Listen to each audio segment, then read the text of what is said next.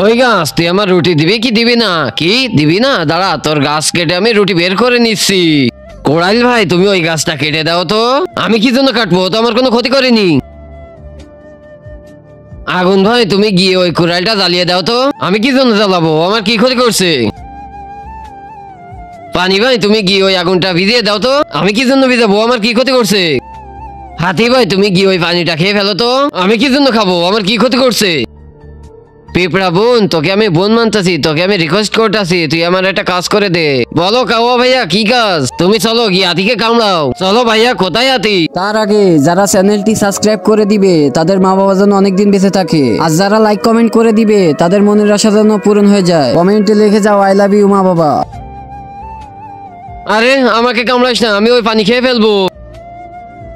আরে হাতি, আমাকে খেও না, আমি ওই আগুনকে ভিজাচ্ছি। আরে আমাকে ভিজান না, আমি ওই কোরাইলকে জ্বালিয়ে দিচ্ছি। আরে আগুন, আমাকে জ্বালিও না, আমি ওই গাছটা কেটে দিচ্ছি।